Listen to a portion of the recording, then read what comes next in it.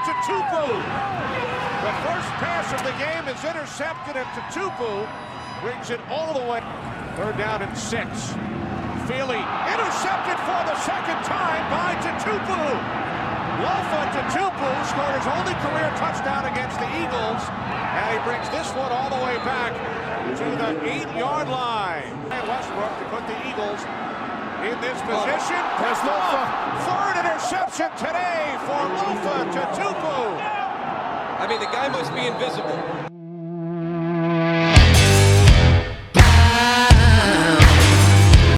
Hey everyone, welcome to the 12-Man Inside Podcast. You know me, Mo, Tommy, and today we got, you guys saw the highlights, we got Lofa Tutupu in the house. Lofa, what's up? Fellas, how you doing? That was pretty special, man. I appreciate you. Yeah, we appreciate you for coming on the show. 3 interceptions that day, man. How did that day feel? Do you remember that day?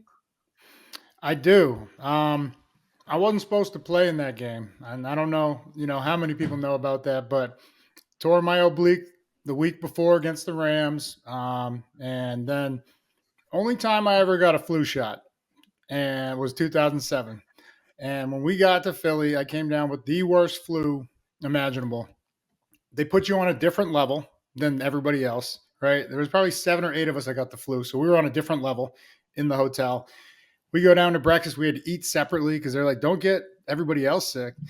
But so we got to the stadium, in different transportation, and then you're going through pregame. I couldn't eat, couldn't focus, and we get out there.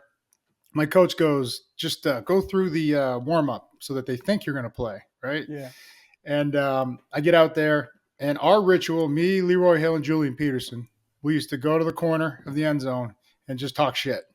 Wow. And I knew there was a strong chance I wasn't playing, so I just I sat back and I watched them have fun, and I was just like, And then some guy in the stands, a Philly fan, in the most rough Philly accent. I don't know if I could do it right, but hey, Tutupu, you're not even playing today, you fucking pussy. And I was like, you know what? I'm playing today. Now I'm playing. And so I went in the locker room. I took a half a bottle of Dayquil and 2 Red Bulls, and I had the game of my life.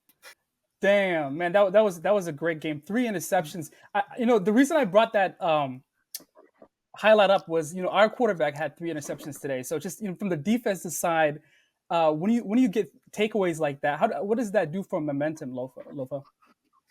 Yeah, it's soul crushing. But we found we were still in that game. The last game you were talking about, and you have to turnovers. I've always believed they're more important than tackle numbers. Sacks are important because they put, offenses behind the sticks. But anytime you could take the crowd out of it, especially on the road, that's huge. And that's kind of what we did that night. But yeah, I value the turnover, forced fumbles, interceptions more than, big tackle numbers. Well, before we really dive into Sunday, I really wanted to kind of go over some of the early parts of your football career. I mean, I'd been doing my research and I saw you played high school ball at Phillip Regional High School up in Massachusetts, and that's funny to me because I'm from the Boston area, and so seeing that you had played at UMaine, definitely I got to ask, what was that like? It was amazing. I credit Massachusetts and the Northeast for my toughness, and only Samoan out there. So, it was a little different, but it was, you play in the elements. It's cold, it's frigid. Then you go up to Maine, it's even colder. Right. So, that's what I feel like kind of helped me evolve into just the mindset that I have as a competitor, all the way. And I didn't get recruited out of high school. That's kind of the story. I had 3 offers to go to Division I, and it was UConn, Rutgers, and Temple, and they wanted me to play quarterback. And I was like, I don't see any 5'11" Samoan quarterbacks in the NFL, but I see a ton of 5'11" linebackers, right? And so I took a scholarship to University of Maine, and I played ball up there for a year before transferring to Southern Cal, because most people only remember the Southern California days, right? Right. I know those going to LA after those Orono winters, winter in Orono could be very refreshing, I'm sure. But It was when I awesome. was. It's funny. I was laughing when I saw that because I mean it is something that flies under the radar. I don't think many people know that, And so when I was in high school and I was, trying to play Where'd you football in go? college, I would. I played a NAI football at St. Ambrose University in Iowa, but I went to a UMaine camp Okay. back when I was in high school. So it was funny to see that, and spent a little bit of time up in Maine. So Right on. that, What that was, position? I played linebacker. Nice. Yes. Nice. Yep. Yes. Right on. And so, so tell me about it. Because I have some experience working in college football, and obviously today's landscape is very, very different than what it was back then, of course. But what was that transition? What was kind of the process of going from UMaine to USC? Yeah, my dream was always to play in the NFL. And before you do that, you got to prove it at college. I didn't see a lot of guys at the 1AA level going to the NFL. There was a couple, Brian Westbrook, Jerry Azuma. There's a couple that were but they were phenomenal athletes, right? And I knew no matter how much I proved at Maine, I wasn't going to get an invite to the combine. I wasn't going to get drafted. So I made the decision. I was like, I'm not going to, just let my dream of the NFL stop here. And I challenged myself. I used the portal. I kind of started that trend 20 years ago, fellas. I was the first to use the portal. And so I went to SC, and I got there, and I was buried on the depth chart again. And I just kept learning the playbook and trusted the process that this was a necessary step to improve my game. And it was ugly when I got there. I was going against the best of the best. So Herschel Dennis, Reggie Bush, all these running backs that were unbelievable. Lendale White. But that made me better. Iron sharpens iron, and just the learning lessons I got. See, a lot of people call them losses or losing a rep. I got my ass kicked by all those guys. Like maybe 20 reps out of 20 reps when I first got there, it might have been 20-0 or 19-1. They were against me, but I just kept studying. I started watching their footwork, their patterns as they left the backfield. And these are the things that I don't see a lot of kids doing these days, because I mean, they're all tremendous athletes these days. Back then I would say we had a big mixture of football players with some special athletes. Nice. Yeah, absolutely. Yeah, and Lofa, man, Go ahead, bud. I love your show, man. All day podcast. You and Brett just took it to another level. Why did you guys kick out Luke though? What happened to Luke Wilson? Oh, we told him to take his stuff back to Canada. No, I'm just kidding. So when KJ went to coach, and then G Scott, he's got his own show, The Reset. Want to make sure I give him love. G's been a brother to me for 20 years now, since I was a rookie. They just couldn't continue on with it. And then Luke was brought in because he was a familiar face and everything. And I think he had some contractual obligations that got in the way also, because he has his own TV and radio up in Canada. Luke is one of the funniest guys I ever got to coach. He was on the team when I was coaching KJ, and tough kid, great competitor, and he's doing great things. He is one of the best to watch too, on TV, radio, anything. Yeah, man, I love the show, man, and kind of the reason I love the show is because every time after a Seahawks game, you guys build a community where people can come ask questions, get to kind of digest, the game, understand. I tune in every week after the show, after the game, and I'm like, hey, I gotta listen to what Lofa and Brett are saying because I need to get these emotions out someplace. You know what I'm saying? Brother, I appreciate you first of all, and we're building a community, and I see a lot of these podcasts, and they want clickbait, and hot takes, and I'm not here for that shit. If you want to get educated on football, learn what happened, whose effort and great plays went unnoticed, did the dirty work. That's why I always talk about every game I watch, I see Spoon do something just insane with effort. And you know what I'm saying? Yeah. Yes. And Seven with a spoon is. Oh, unbelievable. What a treat. What a treat. And so, and I think that's kind of like when everybody else, it's easy, especially nowadays, just society, man, the world we live in. It's easy to complain. Okay, well, what good does it do? I mean, you get it out. I want you to get it out. And I never judge anybody on our show for, just bearing their soul and saying, we suck, trade this guy, trade that. I just try to bring it to their attention that it's a team sport. So even when everybody said, who do we blame for the loss? We all take the blame. Like a real team, a true leader, they shoulder the blame. And what did you hear Gino at the podium say? He's like, this is on me. The guy still threw for 363 and 3 touchdowns. And we were 1 first down away. And everybody like, oh, we should have kicked it. Man, everybody in that stadium was going nuts for the 4th and 1 saying, yeah, let's go for it. Because, yeah, let's put them away. Let's build some identity and character off this moment, right? And it didn't happen, but who cares? We're still right in the thick of things. Yeah, 4th in division, but I think the leading team's got what, 6 wins? The Cardinals, I think. Yeah. So it's like no one's running away with it yet.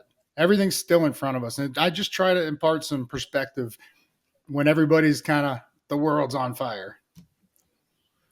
Yeah, absolutely. I think one of my kind of MOs on this podcast is just trying to keep it even keeled. Like you can't, because we lost a game, because we won a game, it doesn't define what the next 9 weeks the next 8 to 9 weeks are going to look like. I mean, it also doesn't define what the past weeks looked like. It's just, that's what happened this Sunday. And how can we apply the good things, the bad things, and take it forward and become a better team? I mean, that's a long season. It's a journey, and what you are in week 1 is not what you are in week 18. I mean, that's just the truth. So, amen, brother. I mean, you got a first-time 36-year-old head coach, youngest head coach, and this is his first time. And even as gifted as he is as a defensive coordinator with a, unreal track record, now he's tasked with delegating responsibility to all these other coaches, and a lot of the staff hadn't been together. He had very little time. He was the last hire as a head coach. Little time to pull a staff together. I think it was like maybe 8 or 10 days before the combine, they all were finally hired, right? And there may have been a piece or two added after that, but I've been nothing short of impressed with what he's done. And then, when I watch him, because they always pan to him, right? And when things go wrong, or even when things go good, you wouldn't be able to tell. Like we scored a touchdown or we turned the ball over. He's just writing things down. He's like, all right, this is what we need to do. I mean, that right now, like that's what we need. We need that calm, poised mentality. And then now we just need our players, our leaders to step up. That's really what we need right now. Yeah, I agree with you, Lofa. I think a lot of people underestimate how difficult organizing is when it comes to coaching. It's really hard to organize a birthday party or an event. Imagine a whole 50-man roster, right? It sounds like a logistical nightmare. Like, just like you said, I was only an assistant coach for 2 years. And the things I was asked to have, organized and charted just for practice was it was a lot. Yeah, it was a lot. And to see incremental improvements. And I think, Tommy, you mentioned it last on the last podcast, to see incremental improvements from this coaching staff is you can see the improvement. Yes, they lost some games. They lost 3 in a row, but I see some improvements. I don't know if you guys see some improvements. Improvements? Yeah. Oh, go ahead. You got it, brother. Oh, I was going to say, yeah, I mean, I've been seeing it, and you just, truthfully, you have to look at this coaching staff and where they're coming from. I mean, Mike McDonald has never been a head coach before. He's stepping into this big time role, asked to do a lot. And then you have Ryan Grubb, who's coming in from the college ranks, and you've got Harbaugh, who's coming from the college ranks. You've got all these guys that are getting first time NFL coaching experience in their different ways that they're not going to just get it right off the rip. They're not going to walk in and be like, I've got this down. This is perfect. You just said exactly where I was going next. Pete Carroll's first year here. Pete Carroll had been a coach for many years in the NFL, had been a head coach at 2 different spots, went down to college. We know what happened there. It was a lot of greatness, a lot of fun, a lot of wins. He came back up here his first year, 7-9, right? And yeah, everybody, they remember it fondly because we got one of the greatest moments in Hawks history, Beastquake happened. But we were a losing team that made the playoffs, and we beat the defending champs. And so it's like everybody forgot what happened that we went 7-9. Yeah. That's not awesome, boys. Yeah, that's not awesome. Let's get to the game. Let's dive into the game, Lofa. So No. I mean that season. I remember that season very vividly. I was young. I was really young at the time, but How old were you? I do remember even. Oh man, I had to have been at probably 11 years old. Oh my God. I had a basketball game that day, and I told my mom, there was a diehard Patriots fan. My whole family is, and I'm just like, no, you have to record the game. I will come home. Don't tell me the score. I'm gonna come home and watch it start to finish. I'm gonna, and then I had no idea the game ended. I got home and watched it over and saw the beast quake, and was like, Oh man, I can't believe it. I can't believe it. So that was awesome. That was awesome. that was appreciate you. No, and yeah, of That's a course, great game. of course, man. Okay, what about this was. game? You said you want to get to this game. What you got? Yeah, Yes, let's do it. Let's get to this game. Tommy, you want to kick us off?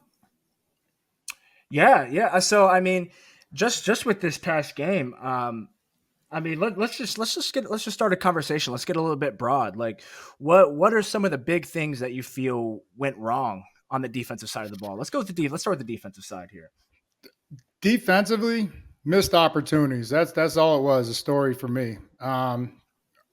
Ernest Jones, you got a chance to catch one. He gift wrapped you a pick right in the middle, and with his speed, no one's stopping him. He's going to the house with that, especially just so he could throw the ball or look at at their sideline. Like, yeah, this is what you gave up, and we missed that opportunity. And then the other missed opportunity, because I thought overall they played a really solid game, is my man Reek. He had an interception earlier in the game, and then that one, it was like a moment in time, because I jumped out of my seat. I go, Reek called game. It's over. Pick six by Woolen. And it felt like the ball hung up there forever. And it was crazy because the receiver, Robinson, he didn't even attack the ball. He waited, he ran into Reek, and he just kind of out wrestled him for the ball. So, that, and then, unfortunately, the last touchdown, but I called that one too. I go, I bet you McVay's going to do a bootleg shot just because there's nothing to lose. He just needs 3. And so this is the opportunity, and they got behind us, and they, go, hats off to them for after when you come back and force overtime on the road. The probability for you to win that game is not awesome. And then we got all the way down to their red zone or wherever it was, and they stopped us when they needed to stop, and then they turned around and they scored. But I was pretty impressed with the defense, especially they tried to run it with a good running back, 3.1 yards to carry. And so they, because that had been 5 out of 8 teams have rushed for over 150 on us, fellas. That's tough. Yeah. Shout out to Jay Reed, man. He played his what off. Yeah. He played a really good game. I think he went out. He was he was banged up for a while, and he came back. Really good game by DJ Reed as well. And man, Ernest Jones looked more comfortable as well. He's awesome. And once he gets comfortable, knowing the actual plays, the guy's his debut here, I think he had 2 more tackles than my career high. I played a lot of games here. His first career, he had 15. And yeah, it wasn't a great game for us, but it's the effort. It's the attitude. That's what, why the move, I believe, was made. Because I really like Baker too. But, he was a little older. He had a couple more injuries. But Jones is hungry, and he is that dude. And I think, got to play a year with Bobby Wagner. I'm sure he picked up a ton there down in L.A. And then, he'll figure it out. And when he does, it's going to be awesome. Yeah, I love what I've seen from Ernest Jones so far. I love the trade. Anytime you can add a good player for a 4th-round pick, I think you always got to do it. If it was a thing we needed, as well as a young guy, I don't think he's even touched his ceiling yet. So there's a lot to like there in the early going, and so definitely exciting. I was going to talk about the Tariq Woolen play in overtime there. That was with the pick, you just want him to kind of jump forward, attack that ball. He's waiting on it. And then, of course, the next play for them to go over the top there. It was a very, very tough sequence for Tariq there. He's a good player, and I know he'll bounce back from that for sure. I mean, obviously tough in the moment, though. Tough in the moment. Yeah, that was brutal, man. But, yeah. Yeah. But Lofa, let me you ask know, you a question. another thing I want to point out Yeah, is go for it. just quickly run by this is Jonathan Hankins. I feel like he's been playing injured, and it seems like every week, and that that's a guy that I brought up from Dallas. He plays a very simplified. He just plug that middle when Clog that you need middle, gap baby. control in the middle. Yeah. And so, I think he's been popping up on the injury report here and there, and you start kind of watching it. And it seems like his performance continues to dip, and I think that's a concern. Is it because we're lacking guys up in the middle there that we're just like, is it he wants? Like, tell me, Lofi, because I know you've kind of been in a situation like this. When you're injured, when you're banged up, is it more of a player decision or is it a team decision? And if it's 50-50, what does it come down to? Oh, I mean, yeah, back in my day, it was really if you could go.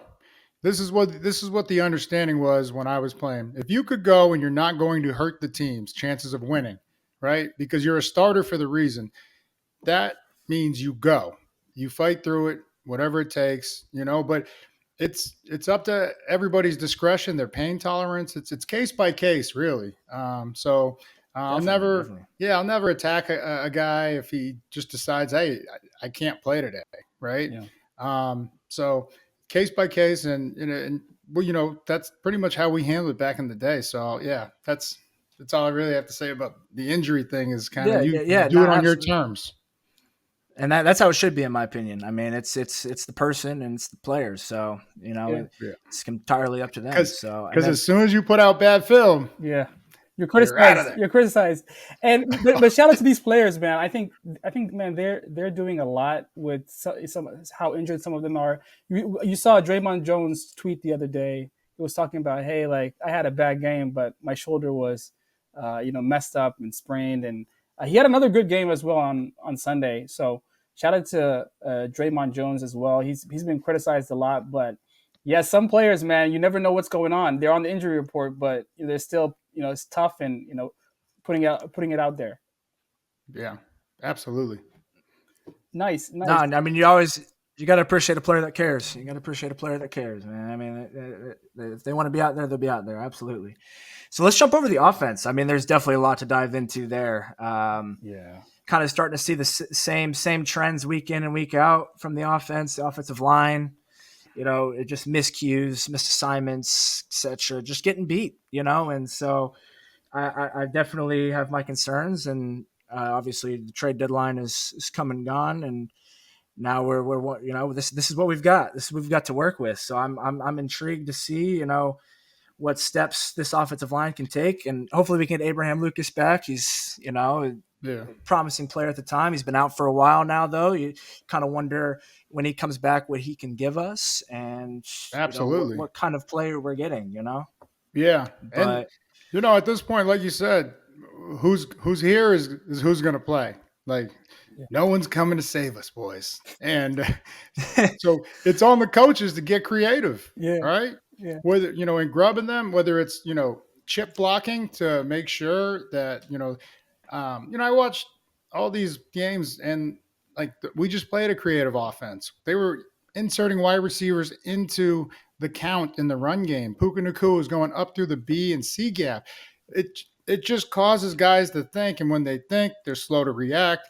Just give them something to think about. And he's done a great. I really like the way he has called plays, but creatively, if we have to getting the bootleg going, Gino can run and Gino can throw on the run.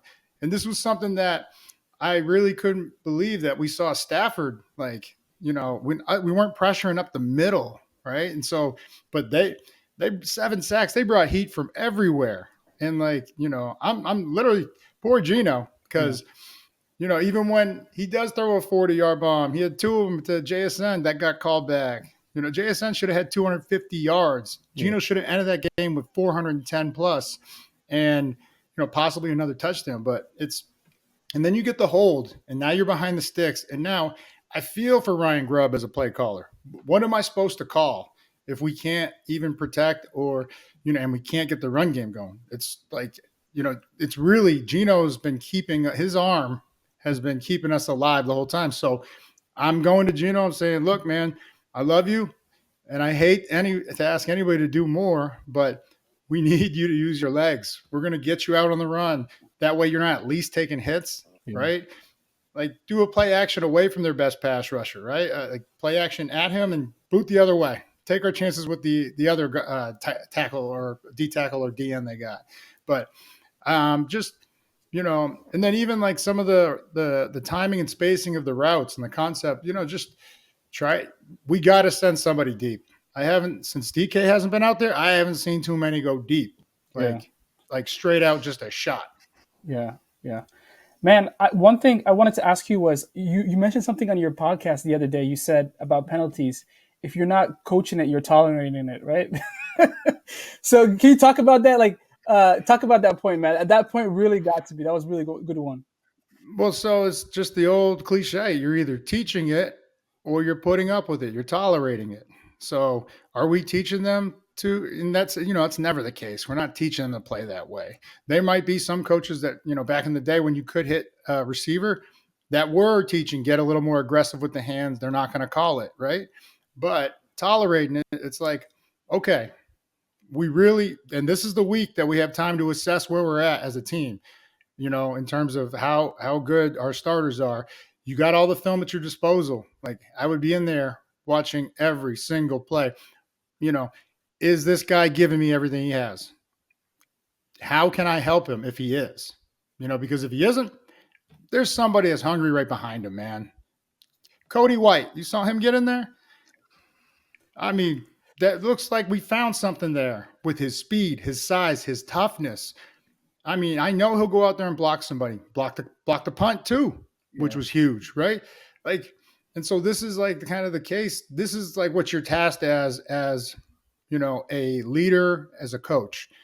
And it's tough conversations to sit somebody down and say, hey, you're not going to be up today, or this so-and-so is starting. I've seen it happen, man. I've been a part of it, a couple times, and it's brutal. It's because these are all your brothers. Yeah. Like, even though there's a little bit of competition for a job, it's still all love. Once it's the roster and depth chart set, from there, it's like, okay, how do I play my role on this team to the best of my ability? So I wouldn't be surprised if they come out of this bye week and just, some opportunities given to guys that have been working their ass off. Yeah, I have to. I mean, I agree totally. I think this is going to be this is a good opportunity for the new coaching staff to just sit down and evaluate everything and apply what they've taken from this week and bring it forward with the rest of the season here. So I'm really interested to see, including themselves, right? Like, oh yes, when I was getting coached, Zarek Rollins, all the great coaches I've had, they would be back there. They'd be writing notes down about their meeting. Like, did I hit this point? How many times did I hit that point? Because they want to make sure that they're getting better as coaches, right? So, that's a good point. The evaluation process, it never ends, right? Yeah, never. Growth mindset. That's what the first thing Mike McDonald said. Like when he came in, he was like, "I want people with growth mindsets, people who can improve, evaluate themselves, take criticism."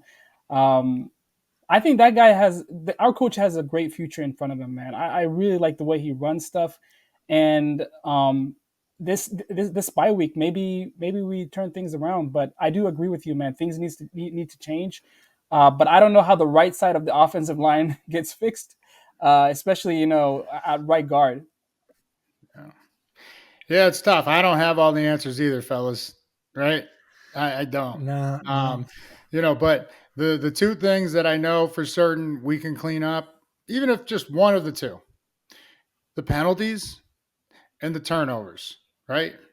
So if we are the number one, we are leading the NFL in penalties with 74. That is a lot of penalties, fellas. And so you're not just playing the other team, you're playing against yourself. And so, yeah, sure. Some of them, were bullshit, but when you got 74, it's kind of a pattern or a trend, right? It's not a coincidence. So we get that thing cleaned up, get back to the basics. Maybe we take a little volume. So the players I just want guys that can play fast, right? So clear their mind from some of the clutter, right? I think that's what good coaching does. And then the turnovers, Gino knows he has to protect the ball, but you know what? When you don't have a run game and you're getting hit like the most in the league, and you're still standing in there, taking shots, slinging it, I want to play for that fucking guy. I'll tell you that right now. I would love to play for Gino's. That's why we played for Matt. He was a beast. He was tough. And so he ain't going to quit. He ain't going to back down from nothing. He'd been through the fire in the first 8-9 years when he was sitting on the bench, and he was supposed to be that guy. So I got all faith in Gino and them to get this, turned around. But defensively, I mean, I got to see people going after the ball. I only see Spoon do it. Kobe Bryant, I've seen him punch at it. But Julian Love once or twice too. But, we have to take every play someone has the ball. It's an opportunity. If you get a tackle, that's an opportunity to take the ball away.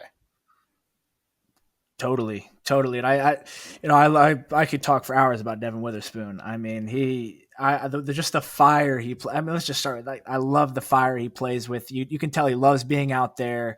He loves playing the game and the effort and the energy at all times. That he's just so consistent. And hopefully we some other players. And this is not directed at anybody, but just kind of feed off of that energy, and kind of play with that same style. I mean, it's special though. He truly is one of a kind. There's not a lot of Devin Witherspoons out there, and for us to have him on our team is very, very lucky to have him. And I'm excited to see what he's able to become as he progresses throughout his career. Because I mean, he's still, I have I grew up in Illinois, so I've got some connections with the Illinois football program there. And I heard a lot about Devin Witherspoon when he was going through college. I mean, he came on campus as scrawny little corner, it wasn't exactly there like fundamentally, and had to do a lot of developing. And so, I think he's still continuing to develop as a football player. And, but like I said, the positives we can take is he's always going to come and play at 100 miles an hour,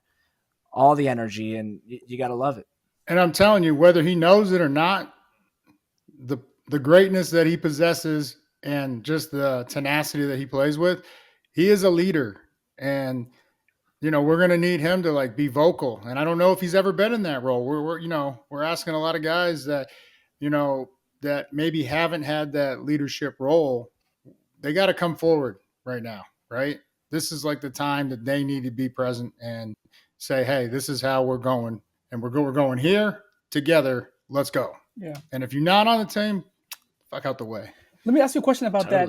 In Lofa, is it hard for young players to assert themselves into that role? How hard is that in a locker room when you have guys who've been here maybe a year before you or 2 years before you? Is it hard to say, hey, or walk into the locker room like you're the best player and you need to tell other people to get their game right? How difficult is that? See, that's an excellent question, my man, because no, that's not easy. It's incredibly hard.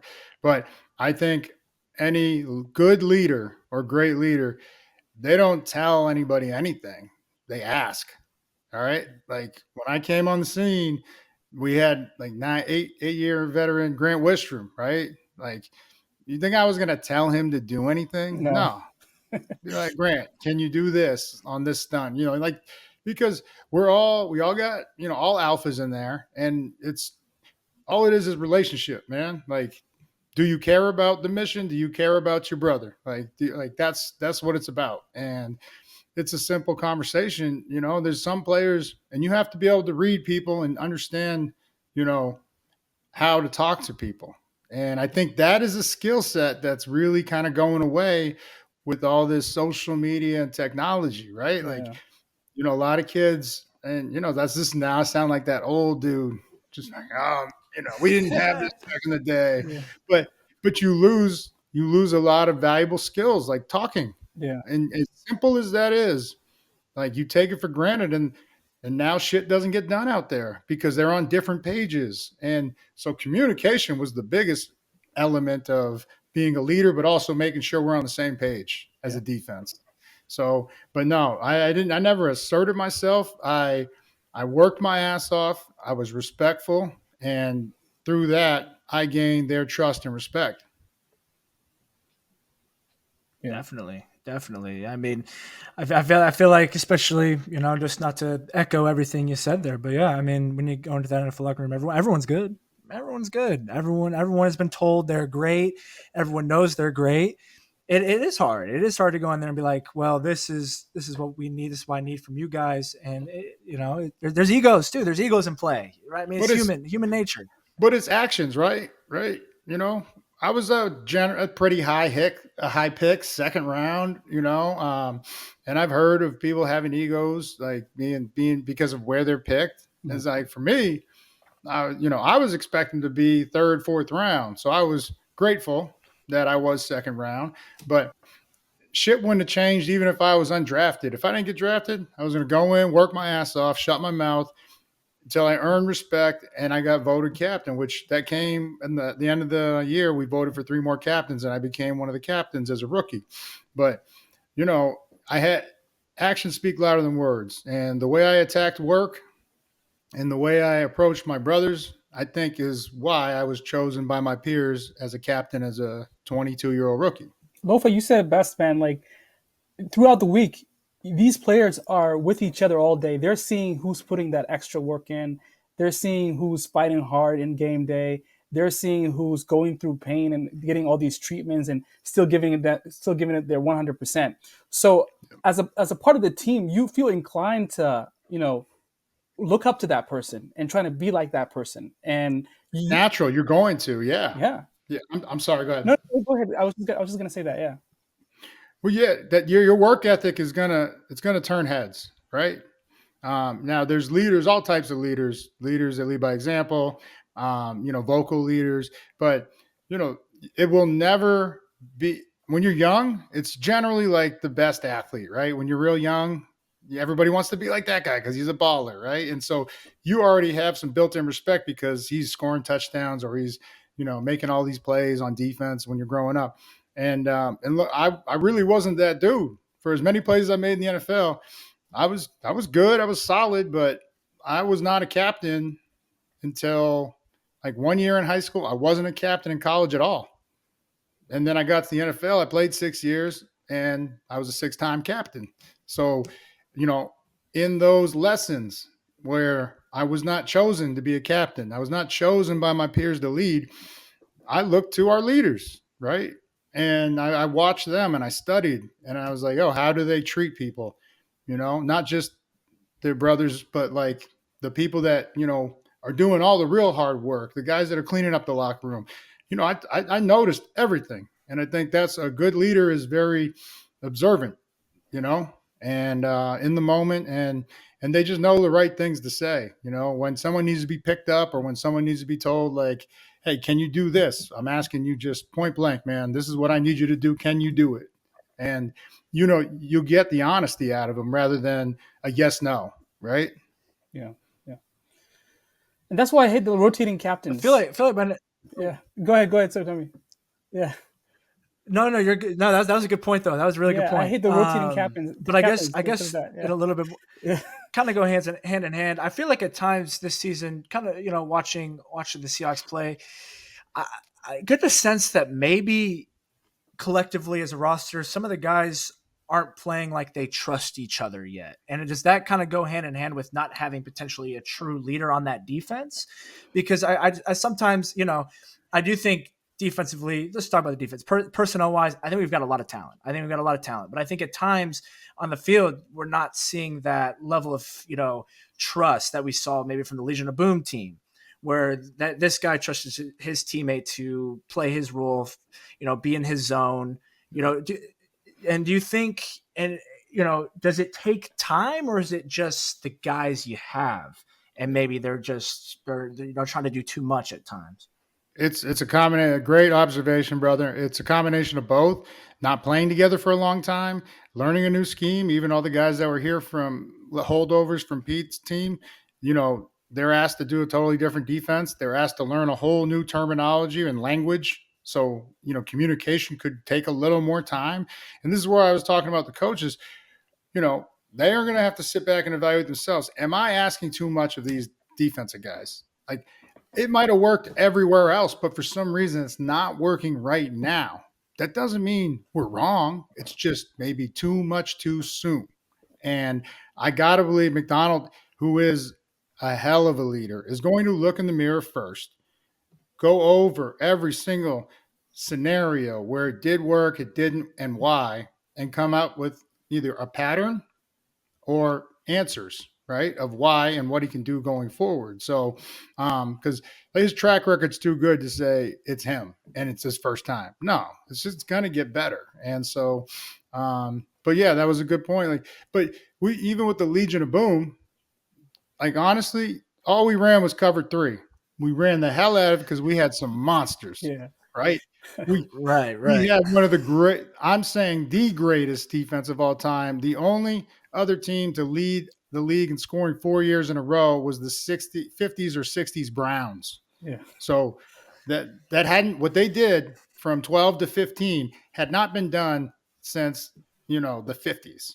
Yeah. And I was like, all right, that's saying something, right? So, but big hits, taking the ball off of the offense at alarming rates, right?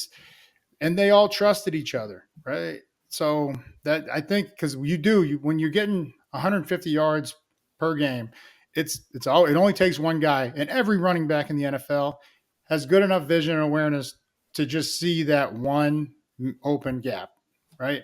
Like that. And so we'll get it right. We did a hell of a job last week. And that, I think that could start as the building block. Like, I think that would probably be McDonald's messaging. Fellas, I know it hurts, especially the way we lost, but look at what we did. We took away the run, and we said we wanted to do that. And now you have it in their mind, like, okay, he did say that, and we did do that. And you start to get a little more trust, more. And we're right in the thick of things, so we're going to be all right, man. Yeah, I agree with you, Lofa. One thing he said after the press conference, Coach McDonald he said, we got to look at the player behind the helmet and jersey. We got to look at them. We got to talk to them. We got to understand, hey, what kind of instructions are we giving out there as a coaching staff? And are there tweaks we can do? Is there something that we can change in the operation? So I love listening to the coach's press conferences, man. I think he gives a lot of more in detail. He doesn't say a lot, but he gives you like some information, and you're like, oh yeah, I understand. Thank you. Yeah, he's a great leader. He's gonna be fine. He is. No, definitely. It's too. He's been too good. He's been too good. It's only a matter of time. It's only a matter of time. Awesome. So on a different note, I just wanted to kind of throw in a little bit of a fun question for you, Lofa, since we have you. Throughout your time in the NFL and college, who is your favorite teammate you've ever had, and why? I couldn't pick one.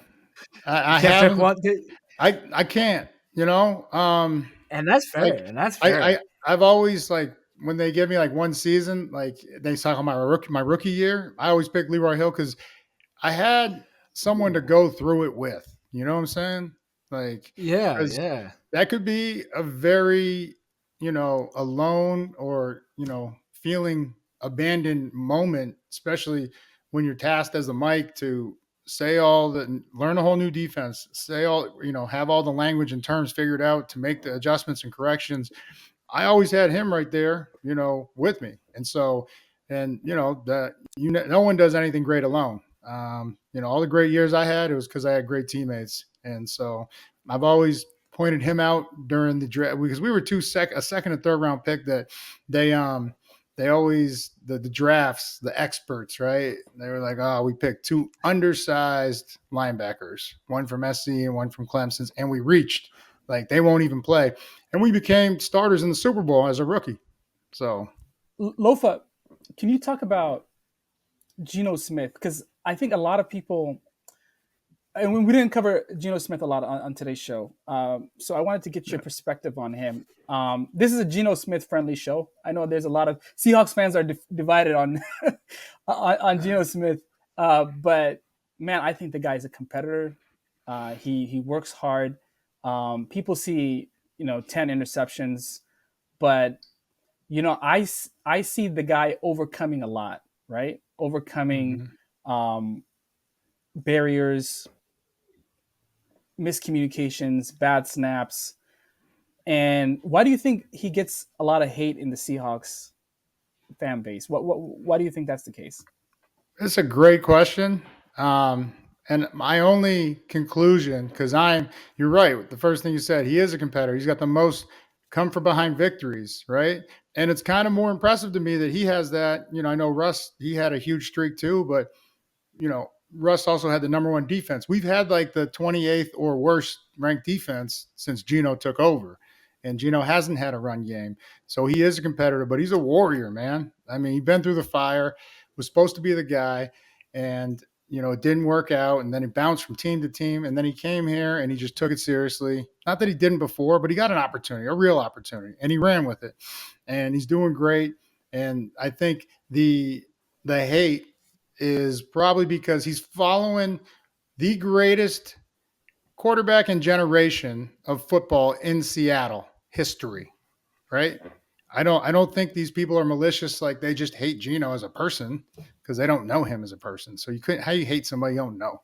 But I think it's a lot of misguided information in terms of what he really is doing out here and how special it is. Comeback player of the year, two-time Pro Bowler, going to be a third. He's leading the league in passing again.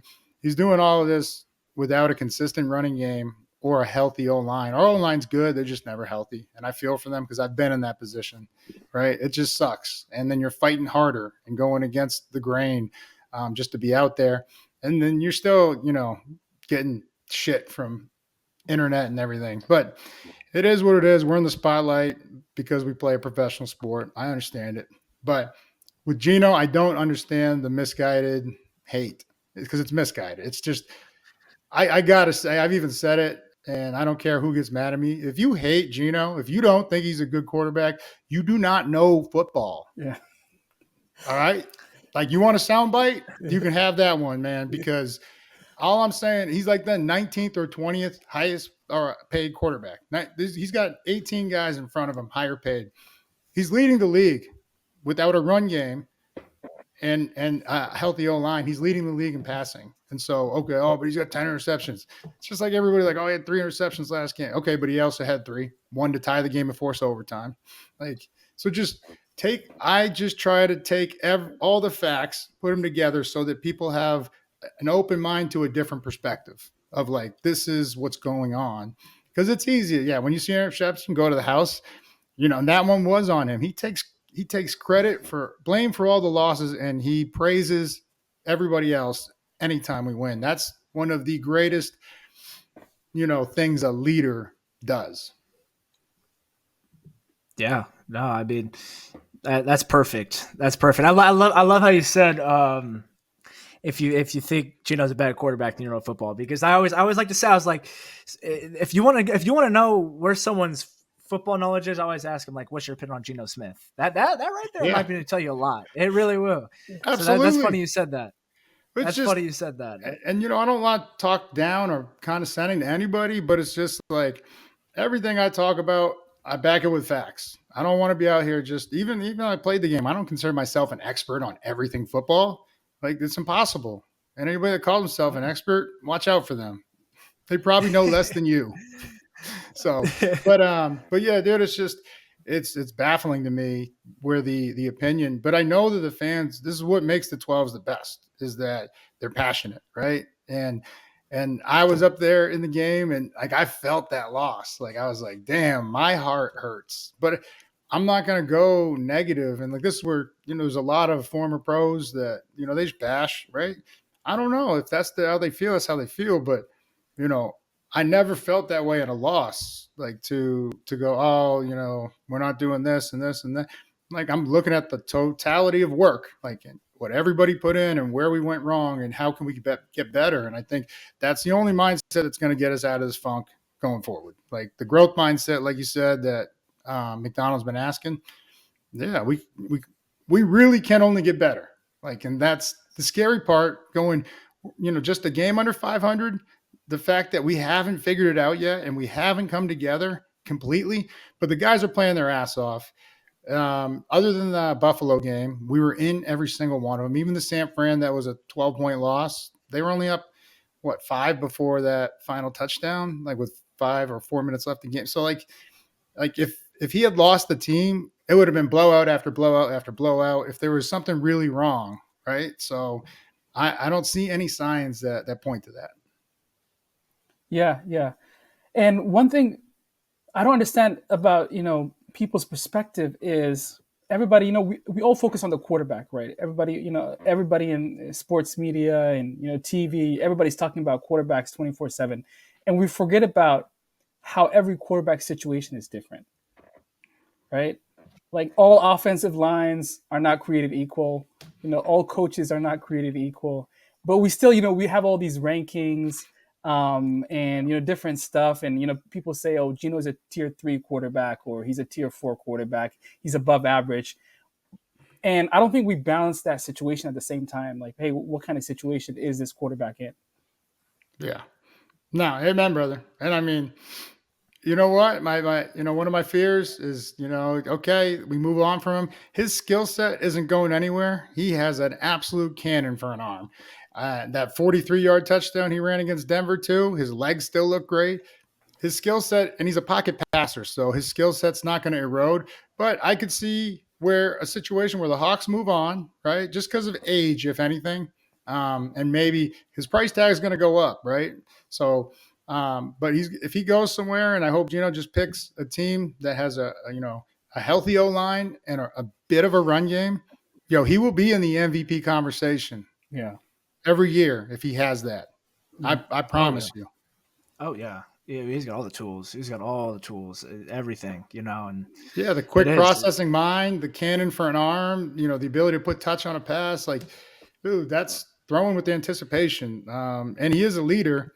And I think once he learns to become more vocal, right? And because but I don't have a problem with what he's doing over there. Like when everybody gets on him, he hit his head on the tablet. I've seen Brady and other guys spike that thing, break it in half. Oh, what a great competitor, right? Yeah. But Gino does it, and he's not ready for this moment. Come on. Yeah. Right. Oh my gosh. Yeah. Right on the money. Right on the money. So, but yeah, I just we'll get it figured out. But we need all of our leaders. Like the guys I'm talking to are leaders. Gino, DK, Lockett. Lockett's been here the longest. Need to see him get up, get vocal. And by vocal, just, going around and making sure like, hey, stay in it, boys, stay in it. We're right there. We'll get more points, this and that. Or telling the defense, hey, when they come off the field and the other one goes on, hey, you get the ball back, we'll score. And and then on defense, we got to find out who our leaders are. Jay Reed's definitely one of them. I think Spoon, by virtue of how he plays and how hard he plays, is definitely one of them. And we need him to grow up fast. I don't mean that in any disrespectful way. Just grow up in terms of like, hey, you've earned the right, man. Go ahead and take it. Like no one's going to say anything. And then linebacker, Julian Love at safety. He's a great leader. And then Dodson, I feel like he's been playing great. And, he's asked to do a lot of things that he wasn't asked to do in Buffalo, right? Yeah. Like he only started 5-6 games or maybe a little more, but I don't think he wore the communication.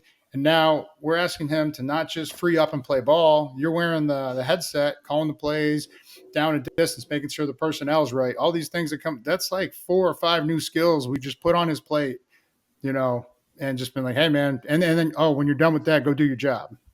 It's a lot, man. It's a lot. And so I think, hopefully him and Ernest are just sitting together, watching film and just talking situations and then go back and forth and, build a bond right there. But I knew as soon as Ernest came over, he was going in, but it wouldn't have been bad to, give Ernest one game, right? Like, hey, just be ready for the Rams. And I want you to beat the shit out of your old team, but sit out that Buffalo and just see what T Knight can do just for one game, right? Give him a little burn right there and let the new guy watch, learn. But 15 tackles. He did his damn thing. But I just wanted to see us do right by the player, right?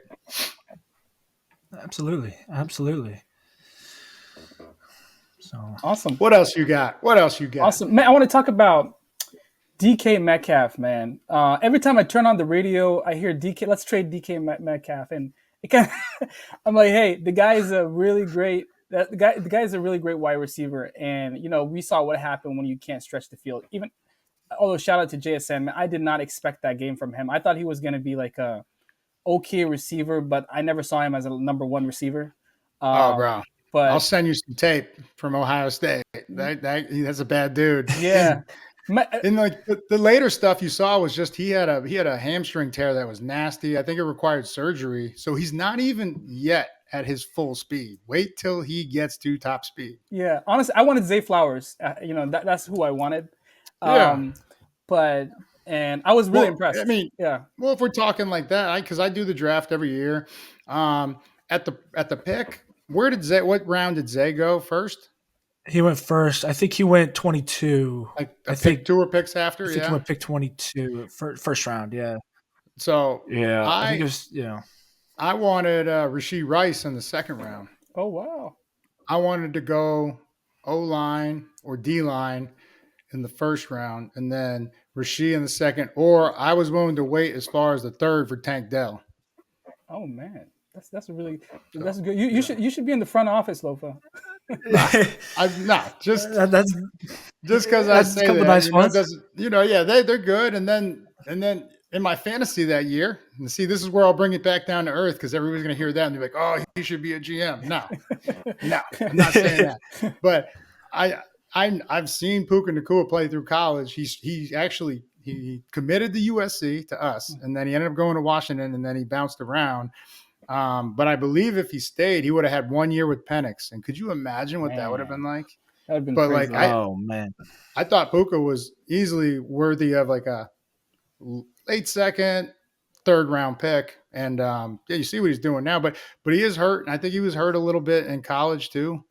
But yeah, it's just I don't know, man. I've been watching football since I was 6 years old. My dad played 14 years in the NFL. It's in my blood. It's in my DNA, man. So yeah. Yeah. Your dad was a fullback, right? Yeah. Yep. He was a fullback back in the day. Nice. We got to bring back the fullback, man. Well, they don't make too many Max Strongs anymore, man. Yeah. No kidding. That build is traditionally it's being put over at linebacker now. That kind of he was just a brick shithouse, dude. And that dude did it for like 15 years, 16 years, whatever it was, just bringing the thump. Great dude too. And yeah, I think that's probably the last member of the Ring of Honor from my era to go in. Like before we moved to the next generation and, the Legion of Boom and Bobby and Russ and, all the offensive players, I think Mac will be the last one from our generation to get in. And I hope he does. Nice. Oh, absolutely. Yeah. Tommy, sorry to cut you off. You had a thought? No, I was. It already got answered. I had more of a thought back when we were talking receivers, draft receivers. Talk to me. What you talking? You had a guy you wanted to? Yeah, I'm not gonna lie. I was a little biased. I was actually gonna agree with Mo. Like I think at the time the Seahawks were picking. Like I love JSN. I mean, his Ohio State stuff was filthy. I mean, the numbers don't lie. We all watched the Rose Bowl. I mean, yeah. Let's just. I mean that speaks for itself, But I had a little bias in the time too. I was definitely hoping for Zay. That short area quickness was ridiculous to me. But I think it was a good opportunity for JSN this past weekend. I think for him to really, really fill that role, and he showed it. And like you said, like he should have had 200 plus yards. He should have. I mean, 240. He was in his bag, and I love the redemption. He lost the one touchdown, came back next play, right across the middle. Bam! Like that was awesome. That was awesome. Yeah. Dude, I just didn't know if he was going to be healthy, and he missed most of his first year of training camp and everything. But you can't play zone against him or Lockett. Yeah, you cannot. They're too quick to sit it down, bait you into sitting it down, run over the top. It's a nightmare. If you play zone against us, they are going to eat it up. You have to play man, and they're still hard to keep up with in man. That's because they're so good at changing tempo and pace on their routes, and then putting their foot in the ground and going the other direction like that. So he must be I bet you he's a hell of a basketball player. I know Lockett is, but like those guys that can eat up zone, just man, they're usually good hoopers. Yeah. JSN is just so fluid. It's different. Smooth. It's different with. Yeah, it is just the way he runs is just different. It's really cool. I'm excited to see. And his really hands, get healthy. his hands so smooth, so sure-handed. The one he broke down on a vertical, and then just he laid hands and still just like. And I've been in those practices too, and I hear you hear how the ball hits some of the guys' hands, and if it's just soft, like you're dealing with a great athlete. When that shit hit my hands, it was like a brick. They're just like, I had decent hands, but like you can hear who can like receive the ball, catch it, like put it away. And it's like, it's almost silent when you hear a guy like Lockett or a guy like JSN catch it. It's pretty crazy. All right. That is. To summarize everything up, let's summarize everything up, Lofa. What's your prediction for the Seahawks after the bye week? Predictions. Well, it doesn't get any easier. I'm not lying. We got to see the Niners, Arizona twice, who was number one in the division, an East Coast trip with the Jets, another LA trip. Like, that's a lot, man. I think the Vikings too still, and then the Bears or something like that. Yeah. But playoffs. With that being said, if we get through that 5 game, or that, we get 5, we still 3 or 4 out of that 5 games right there. The 5 or 6 that I just, mentioned, the divisional matchups, which is 1, 2, 3, 4. We have 4 left. We have 3 of those. We go to the playoffs. If we get 3 of those, we definitely go to the playoffs. And if we get 3 of those and go to the playoffs, watch out. Like they've figured it out in terms of the chemistry, and things are clicking in terms of the volume of information that, they're asked to process and then go play. I mean, that's the only thing. When you see guys playing like Derek Hall, his first year, I mean, he's an absolute monster. But when you saw him like kind of slow off the ball, kind of like it looked like he was jogging when he runs like a 4.4 or something like that, it's like, okay, we're asking too much of him. He's thinking too much, and that's what's causing him to slow down. So we get that figured out, and we just get healthy on the O-line, right? We'll be fine, and we'll be in the playoffs. I'm not ready to move off the mark. I said, I think we only got 1 loss left. So I'm saying, from what I said in the beginning of the season, my prediction, I said 11-6. Yeah. That was based off of what I saw in the preseason, right? And I know I don't put much stock in the preseason. I probably shouldn't ever again if this doesn't go the way I hope it does. But I said 11-6 means we got 1 game left to drop out of the remaining. 8? Yeah. And I'm sticking with it, and until they get 7 losses, then I'll adjust my end of the season. But I'm saying 11-6. I'm sticking with it because we've been in every game but 1. Buffalo. Yeah. We have indeed. I love it. Staying true. Yeah, I'm excited. I'm excited to see what adjustments we make coming out of the bye, and look at us to get a little bit healthier and after this bye week as well. And I'm just excited to see what we have. A lot of opportunity. There's a lot of opportunity ahead of us. So I'm definitely excited to see how it plays out. Yeah. Lofa, when is the next all-day watch party, man? KJ used to have those in town somewhere. You guys gotta bring that back. We really do. Yeah. You know what? I'm gonna set one up. We definitely got to do one. What do we got?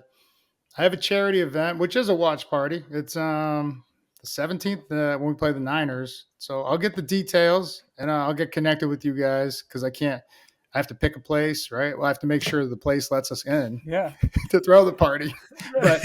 But I'll be happy to do it. Where are you guys at? Where are you out of? Yeah, I'm in SeaTac. I'm in. And Tommy's in Texas, right? I'm in Dallas. Yeah. I'm in Dallas. Oh, we played Dallas. In Dallas. We should go see Tommy. Yeah. Hey, come on down. Yeah. All right. But I'll find out because we did say we were going to do at least 1 watch party. So, and it's getting towards Thanksgiving and, Christmas and Hanukkah and all the, holidays. So do some good for some charity because we've done that all the time in the past. Try to give back, right? That's our purpose in life, fellas. Yeah.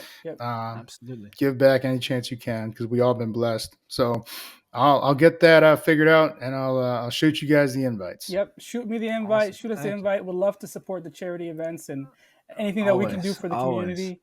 Yeah. Thank you so much, Lofa, for coming on the show. I want to invite you more often, man. This show has been amazing. We've been, your conversational style is elite, man. You should run for governor, especially on election day today.